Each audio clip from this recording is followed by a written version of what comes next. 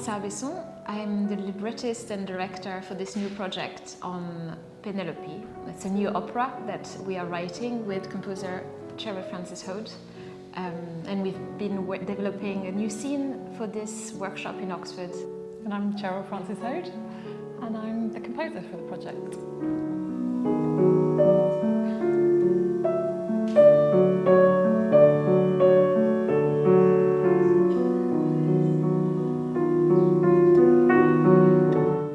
Hello, I am Emily Pillinger. I am a senior lecturer in classics and liberal arts at King's College London, and I am the director of the project Penelope's Web, in which we are collaborating with creative artists and many other communities, school children, student musicians, in creating a new response to the story of Penelope from Homer's Odyssey.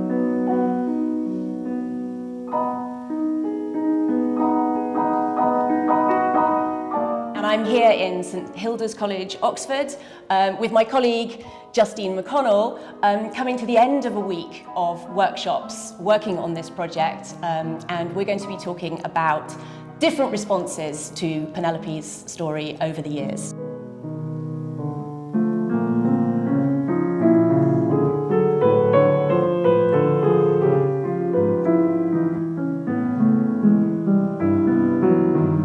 This new opera is about Penelope's version of events and is working on the idea of who was with Penelope, and that is the women who were with her in the palace waiting for Odysseus to come home, and those women were enslaved, and this is what we're exploring this week in this workshop.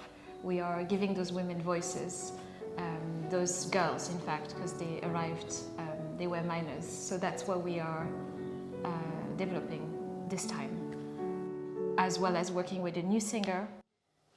Hadn't I waited and waited and waited and waited and... Don't follow my example! I want to scream in your ears! Yes, yours!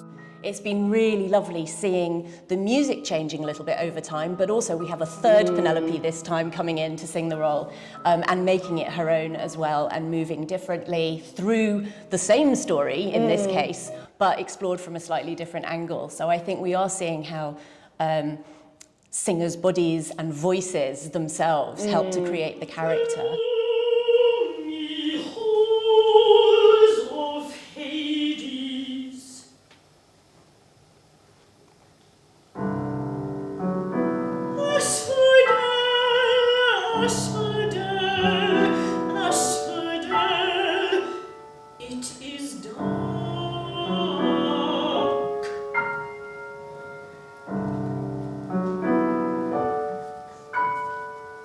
You are an expert on receptions of the Odyssey, and I wondered if you could tell us a little bit about why Penelope is such an interesting character and why people have consistently rewritten her and recreated her and responded to her as a character. Yeah, I think there are a few things that happen with that, and one of the main ones might be that because in the Odyssey, sort of famously, we don't really know what Penelope is thinking, there's this big gap that artists and creative writers and all kinds of creative practitioners can fill, because we don't have that knowledge there from the ancient text. But we do know that it's being thought about in the ancient epic, right? Because we know, by the way the plot resolves, that Penelope and Odysseus are, in the Greek, kind of homophrosynaire, right? So they're like-minded. And of course, she famously is the only one in the whole epic who manages to trick the tricksy Odysseus. And so this kind of moment means that we know that she's thinking a great deal. We just don't know exactly what she is thinking. It's kind of left out or hidden from view. So it's an opportunity to fill in that gap in all sorts of ways, and lots of sort of artists have played around with that, filling it in as this is one possibility, this is another possibility, and you can kind of run with it imaginatively from there.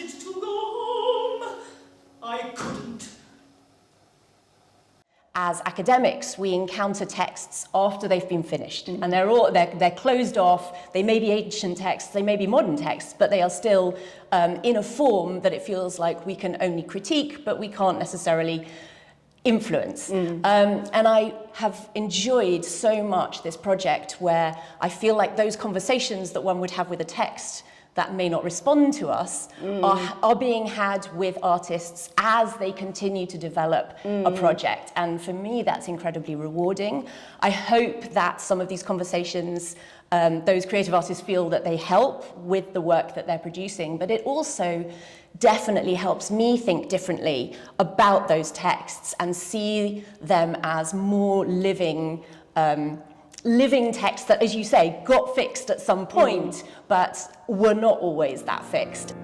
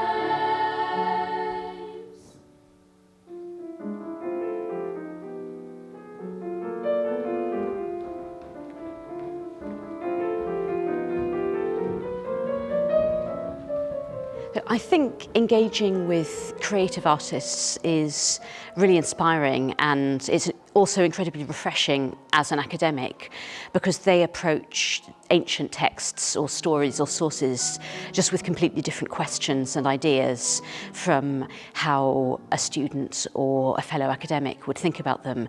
And I think it can really open up those texts or sources to new ways of thinking about them, because they're not the questions you would ask yourself as a scholar, but they're really valid questions, and they help you also think about those texts in a different way. What is important in performance or musically about them or visually about them. So I think it can be really exciting. It can make you reflect on new ways of approaching things that you might have been studying as an academic for a really long time, but perhaps in a quite monolithic kind of way. What's the word? Is it exasperated? A bit sarcastic? You do have to wonder who designed the place. And so I did sit at the piano like, you do have to wonder who designed the place, and I wanted to get who designed the place. Because when you say who designed the place, or if you say who designs the place, you have an extra little bit of sort of sarcasm and emotion in it. So I sang, this is above my voice track, but you do have to wonder who designed the place. If you see someone you'd rather not speak to, you can pretend you haven't recognized them. Pretty white flowers, asphodels, but after a while, asphodel, would a sprinkling of crocuses have been too much to expect? You do have to wonder who designed the place. I know you've done some work on musical responses to this story as well, and I don't know if you feel like there are any insights from that process that are worth sharing with us as we think through the music that we're working on for this Penelope's Web. I think one of the things that I found quite interesting, so the main area of music that I've looked at in terms of this is hip hop, and both in the kind of freestyle hip hop, so very much improvised and riffed and not repeated, and then how that comes to be recorded. And I think there are aspects that some people have worked on, particularly someone called Eric Pihel, back in the 90s, who's worked on the way that freestyle hip hop and what we think was happening with epic composition have similarities to each other. In the way they're constructed, the way they're built, the way you learn to perform in that style. But so there's that sense that it's different every time. And we have this written text, right? But because we know this was orally performed, the written text, getting fixated on it, is problematic. And I think, again, that's also why the performance reception has been so popular, particularly since people understood from quite widespread from the early 20th century that these epics were performed. So the text is not key, right? It's just one version of the story. So again, you can write more versions. And in terms of music and hip hop, how that can also play is the hip hop's idea of sampling, right? So you take something from an older work and you put it together in a new form and you create something new. So you can have an allusion to Homer, for example, or to ancient epic in some way, but you do something new with it to create this modern work.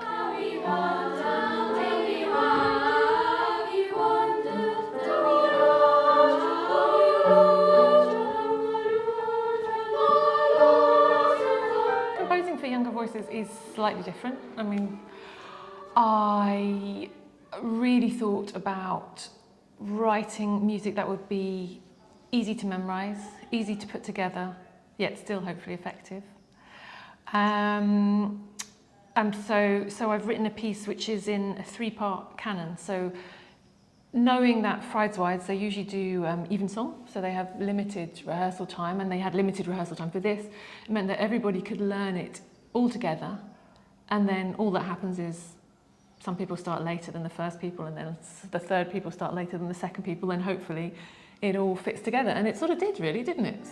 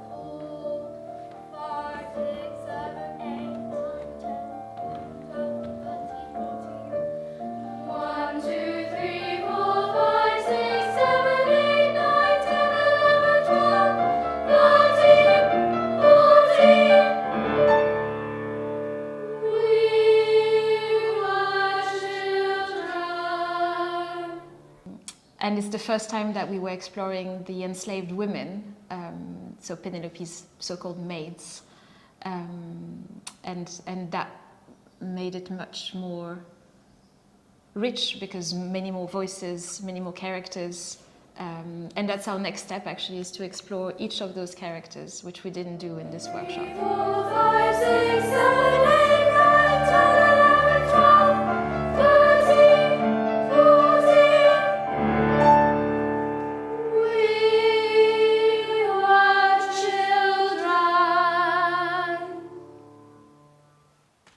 When you're looking at a fragment, you frame it in a different way, and that can decenter the narrative. It can make you focus on aspects of the text or the story that are normally marginalised. And I think that's there's definitely an overlap with what the Penelope project is doing, where you're trying to find a new way of approaching a very familiar story by putting it into a different frame, or by casting the focus on characters who are normally regarded as a bit peripheral to the narrative.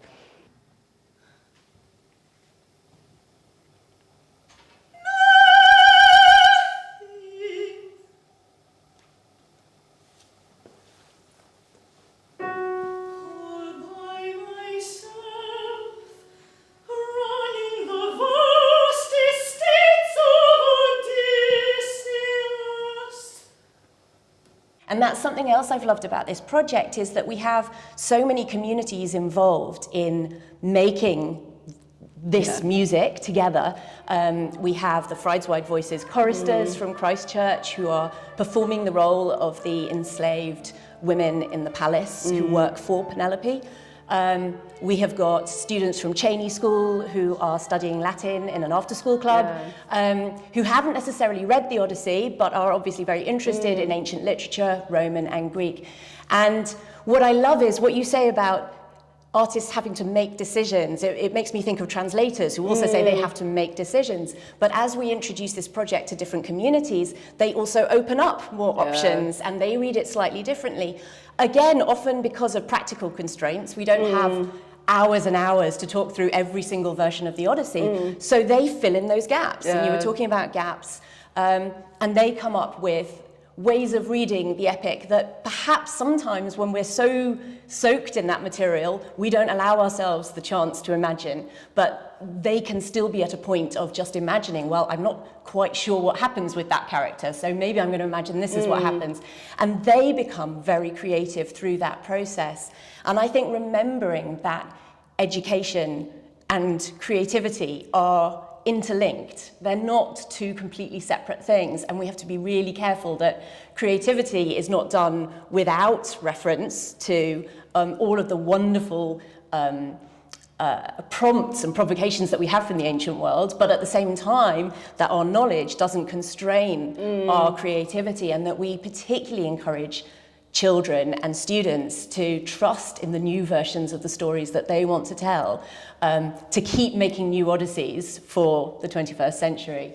That feels like a really valuable part of our role, is just to facilitate that exchange and to keep those kind of openings and closings in balance.